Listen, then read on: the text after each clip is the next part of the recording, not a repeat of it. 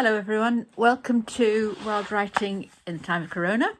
We're up to day 346 and I'm going to do an ordinary workshop with you today.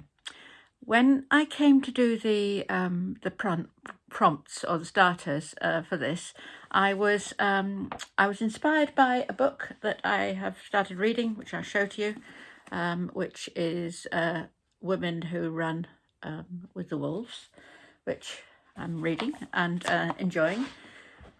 And it's so that gave me some inspiration. I also went back to a book that was about an animal, about a hare, and the book is called Precious Bane by Mary Webb. So I kind of had a kind of slightly literary inspiration for today's workshop, and I think that's probably because we're coming up to, in the UK at least, we're coming up to World Book Day on the 4th of March, which is in a couple of days' time.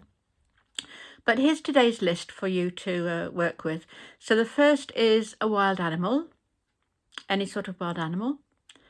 The second is a favourite book, so the title of a favourite book. The third is an action, so that's probably going to be something that's going to end possibly in ing, in the sense of it being in the present continuous tense. So an action. The fourth is a piece of furniture, anything you choose. The fifth is a fruit, and the sixth is one of the colours of the rainbow. So I'll run through those again. A wild animal, favourite book, an action, piece of furniture, a fruit, and one of the colours of the rainbow. And as always, from your list of 6 things that you make, there's no obligation to use all 6. I suggest about 4. Doesn't really matter if you do less than that. I struggled actually today to use 4. But I'll tell you what my choices were, just because I've told you a little bit about where the workshop came from. So the wild animal was a wolf. The favourite book was a novel called Precious Bane by a writer called Mary Webb. I think it's published in 1927. About a woman who's pregnant, and a hare runs across her path when she's pregnant, and the child is then born with a hare lip. The action was standing or standing up. The piece of furniture was a chair. The fruit was an apple, and the colour was indigo.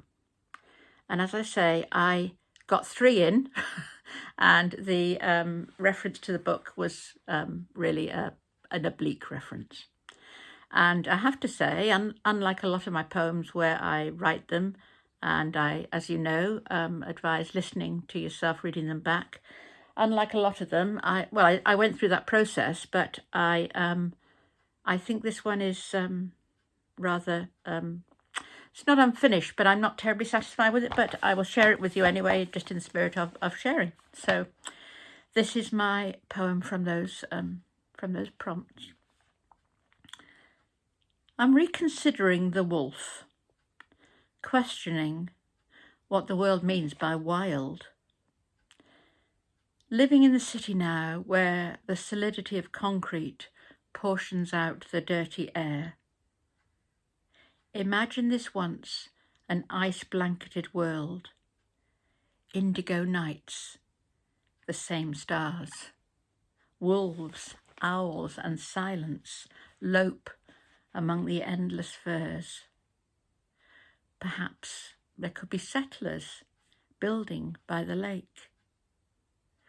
What would the wolf think, coming across a small child, making herself a chair from an old branch on the edge of the woods? No one else is near. So it comes down to this.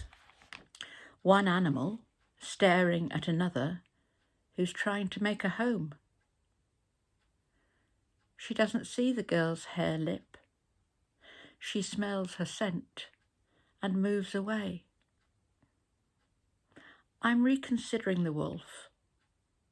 What is wild? Who can say?